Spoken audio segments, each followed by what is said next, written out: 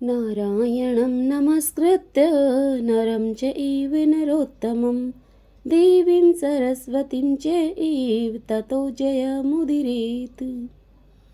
जय श्री कृष्ण। राधे राधे। भगतजनों, आज हम कार्तिक मास महात्म्य की 11वें अध्याय को सुनेंगे। आज के इस अध्याय में हम भक्ति के प्रभाव से विष्णुदास और राजा चोल का भगवान के पार्षद होना, आज हम इस कथा को सुनेंगे। तो आइए सर्वप्रथम भगवान का स्मरण करते हुए सब बोलिए, विष्णु भगवान की जय। ओम नमो भगवते वासुदेवाय। नारद जी राजा पृथु से कहते हैं, हे राजन, इस प्रकार विष्णु पार्षदों के वचन सुनकर धर्मदत्त ने कहा, प्राय सभी मनुष्य भक्तों का कष्ट दूर करने के लिए श्री विष्णु की यज्ञ, दान, व्रत, तीर्थ सेवन और तपस्याओं के द्वारा विधि पूर्वक आराधना करते हैं। उन समस्त साधनों में से कौन सा ऐसा साधन है जो भगवान विष्णु की प्रसन्नता को बढ़ाने वाला तथा उनके सामीप्य की प्राप्ति कराने वाला है। दोनों पार्षद अपने पूर्वजन्म की कथा कहने लगे। हे ब्राह्मण, पहले कांचीपुरी में चोल नामक एक चक्रवर्ती राजा हो गए हैं। उन्हीं के नाम पर उनके अधीन रहने वाले सभी देश चोल नाम से विख्यात हुए। राजा चोल जब इस भूमंडल का शासन करते थे, उस समय उनके राज्य में कोई भी मनुष्य दरिद्र, दुखी, पाप में मन लगाने वाला अथवा रोगी नहीं था। एक समय की बात है, राजा चोल अत्यंत शयन नामक तीर्थ में गए, जहाँ जगदीश्वर भगवान विष्णु ने योग निद्रा का आश्रय लेकर शयन किया था। वहां भगवान विष्णु के दिव्य विग्रह की राजा ने विधि पूर्वक पूजा की। दिव्य मणि, मुक्ताफल तथा स्वर्ण के बने हुए सुंदर पुष्पों से पूजन करके राजा ने साष्टांग प्रणाम किया। प्रणाम करके वे जो ही बैठे, उसी समय उनकी दृष्टि भगवान के पास आते हुए एक ब्राह्मण पर पड़ी, जो उन्हीं की कांची नगरी के निवासी थे। उनका नाम विष्णुदास था। उन्होंने भगवान की पूजा के लिए अपने हाथ में तुलसी दल और जल ले रखा था। निकट आने पर उन ब्रह्म ऋषि ने विष्णु सूक्त का पाठ करते हुए देवादिदेव भगवान को स्नान कराया और तुलसी की मंजरी तथा पत्तों से उनकी विधिवत पूजा की। राजा चोल ने जो पहले रत्नों से भगवान की पूजा की थी, वह पूजा कितनी शोभा पा रही थी। तुमने तुलसी दल चढ़ाकर उसे ढक दिया है। बताओ, तुमने ऐसा क्यों किया? मुझे तो ऐसा जान पड़ता है कि तुम दरिद्र और गंवार हो। भगवान विष्णु की भक्ति को तुम बिल्कुल भी नहीं जानते। राजा की इस बात को सुनकर श्रेष्ठ विष्णुदास ने उनसे कहा, हे राजन, आपको भक्ति का कुछ भी पता नहीं है। केवल राजलक्ष्मी के कारण आप घमंड कर रहे हैं। बताइए तो, आज से पहले आपने कितने वैष्णव व्रतों का पालन किया है?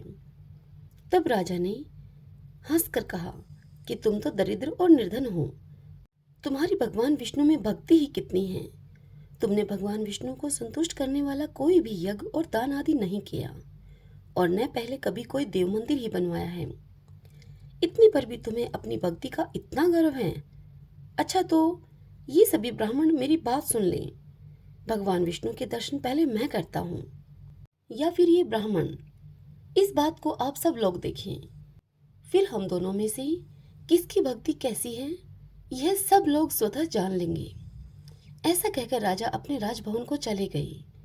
वहां उन्होंने महर्षि मुद्गल को आचार्य बनाकर वैष्णव यज्ञ आरंभ किया।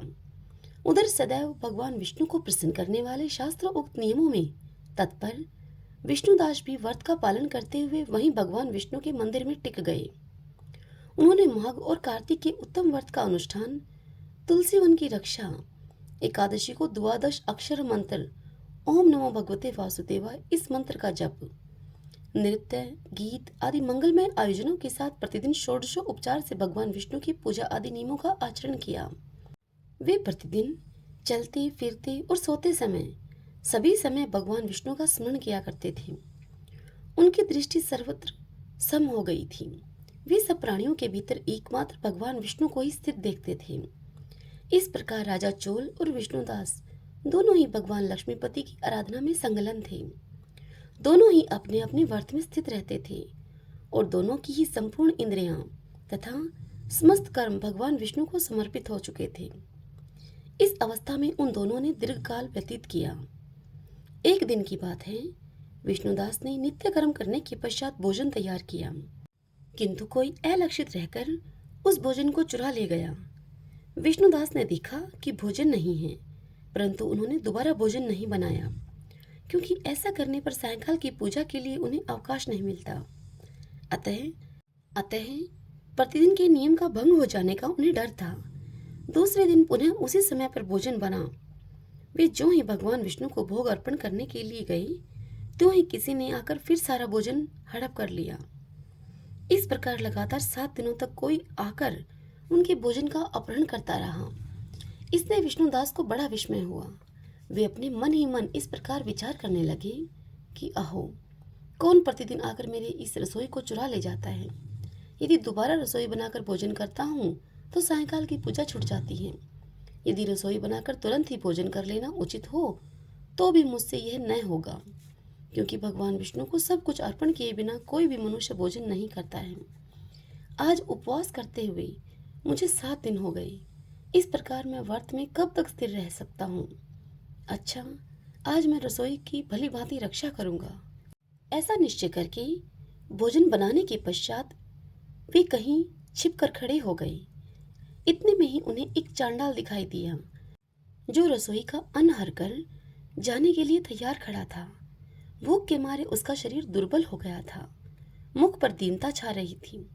शरीर में हाड़ और चाम के सिवा और कुछ भी शेष नहीं था। उसे देखकर श्रेष्ठ ब्राह्मण विष्णुदास का हृदय करुणा से भर आया। उन्होंने भोजन चुराने वाले चांडाल की ओर देखकर कहा, भैया जरा ठहरो, ठहरो, तुम क्यों रूखा सूखा खाते हो? ये घी और तेल भी ले लो। इस प्रकार कहते हुए विप्रवर विष्णुदास को आते देखकर वह चांडाल भय के मारे बड़े वेग से भागा और कुछ ही दूर पर मूर्छित होकर वह गिर पड़ा। चांडाल को भयभीत और मूर्छित देखकर द्विश्रेष्ठ विष्णुदास बड़े वेग से उसके समीप आए और दयावश अपने वस्त्र के छोर से उसको हवा करने लगे। तदंतर जब वह चांडाल उठकर खड़ा हुआ तब विष्णुदास ने देखा कि वहां चांडाल नहीं है, साक्षात भगवान नारायण ही शंख चक्र और गदा धारण किए हुए सामने उपस्थित हैं। अपने प्रभु को प्रत्यक्ष देखकर विष्णुदास सात्विक भावों के वशीभूत हो गए। वे स्तुति और नमस्कार करने में भी समर्थ न हो सके। तब भगवान विष्णु ने सात्विक व्रत का पालन करने वाले अपने भगत विष्णुदास को छाती से लगा लिया और उन्हें अपने ही जैसा रूप देखकर वे बैकुंठ धाम को चले गए। उस समय यज्ञ में दीक्षित हुए राजा चोल ने देखा कि विष्णुदास एक श्रेष्ठ विमान पर बैठकर भगवान विष्णु के समीप जा रहे हैं। विष्णुदास को बैकुंठ धाम में जाते हुए देखकर राजा ने शीघ्र ही अपने गुरु महर्षि मुद्गल को बुलाया और उन्हें इस प्रकार कहना प्रारंभ किया। राजा बोले, जिसके साथ स्पर्धा करके मैंने इस यज्ञ दान आदि का कर्म का अनुष्ठान किया है, वह ब्राह्मण आज भगवान विष्णु का रूप धारण करके मुझसे पहले ही बैकुंठ धाम को जा रहा है। मैंने इस वैष्णव याग में भली भांति दीक्षित होकर अग्नि में हवन किया और दान आदि के द्वारा ब्राह्मणों का मनोरथ पूर्ण किया, तथापि अभी तक भगवान विष्णु मुझ पर प्रसन्न नहीं हुए और इस विष्णुदास को केवल भक्ति के कारण ही श्री हरि ने प्रत्यक्ष दर्शन दिया है। अतः जान पड़ता है कि भगवान विष्णु केवल दान और यज्ञों से प्रसन्न नहीं होते। उन प्रभु का दर्शन कराने में भक्ति ही प्रधान कारण है। दोनों पार्षद कहते हैं कि इस प्रकार कहकर राजा ने अपने भांजे को राज सिंहासन पर अभिषेक कर दिया। वे बचपन से ही यज्ञ की दीक्षा लेकर उसी में संलग्न रहते थे, इसलिए उन्हें कोई पुत्र नहीं हुआ था। यही कारण है कि उस देश में अब तक भी भांजे ही राज्य के उत्तराधिकारी होते हैं। भांजे को राज्य देकर राजा यज्ञशाला में गए और यज्ञ कुंड के सामने खड़े होकर भगवान विष्णु को संबोधित करते हुए 3 बार उच्च स्वर से निम्नांकित वचन बोले।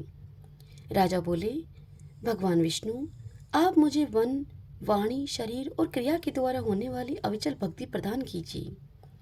इस प्रकार कहकर वे सबके देखते ही देखते अग्निकुंड में कूद पड़े। बस उसी क्षण भक्त वत्सल भगवान विष्णु अग्निकुंड में प्रकट हो गए। उन्होंने राजा को छाती से लगाकर एक श्रेष्ठ विमान पर बिठाया और उन्हें साथ लेकर बैकुंठ धाम को प्रस्थान किया। नारद जी कहते हैं कि हे राजन, जो विष्णुदास थे वे तो पुण्यशील नाम से प्रसिद्ध भगवान के पार्षद हुए और जो राजा चोल थे उनका नाम सुशील हुआ।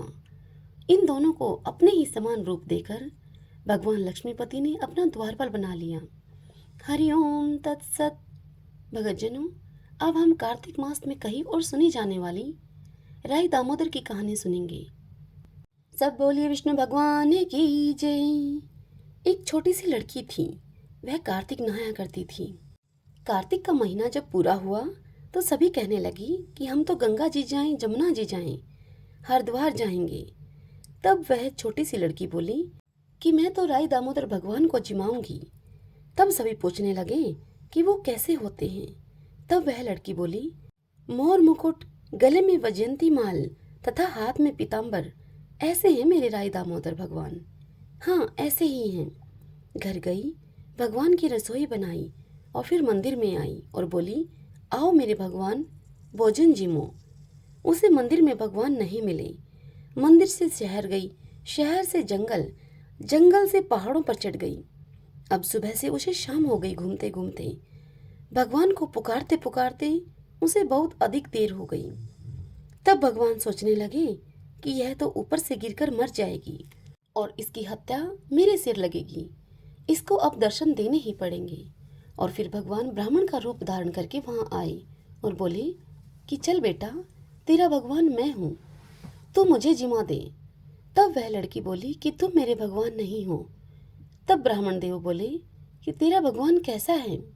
तब उस लड़की ने उत्तर दिया कि मेरे भगवान के सर पर मोर मुकुट है, गले में वैजयंती माला है, पीताम्बर धारण किए हुए हैं, ऐसे हैं मेरे भगवान। तब ब्राह्मण देव बोले, ऐसे हैं तेरे भगवान। तब लड़की बोली, हाँ, ऐसे हैं मेरे भगवान। भगवान ने चतुर्भुजी रूप दिखाया। तब वह लड़की हंसकर कहने लगी, हाँ हाँ हाँ, तुम ही मेरे भगवान हो, तुम ही मेरे भगवान हो। अब आगे आगे वह बावली भागी जाए और पीछे पीछे भगवान आए। भागी भागी संग की सहेलियों के वह घर गई और बोली कि मेरे घर मेरे भगवान आए हैं। तब सभी लड़कियां व्यंग्यात्मक उसे बोली कि हाँ हाँ, इसके घर इसके भगवान आए थे। तब एक आदिजनी बोली कि देखें तो सही इसके भगवान कैसे दिखते हैं, कैसे हैं इसके भगवान। जिनके भाग्य में भगवान के दर्शन लिखे थे, उन्होंने तो आकर उसके घर भगवान के दर्शन पाए। हे राय दामोदर भगवान, जैसे उस लड़की को दर्शन दिए आपने, ऐसे ही दर्शन सबको देना। इस कथा को कहते सुनते हुंकारा भरते सब पर अपनी कृपा करना, सबको अपने दर्शन देना। सब बोले राय दामोदर भगवान की जय। गोविंदे गोविंदे हरे मुरारी, गोविंदे गोविंदे मुकुंद कृष्ण, गोविंदे गोविंदे रथांग पाणी, गोविंदे दामोदर माधवेति। ओम नमो भगवते वासुदेवाय।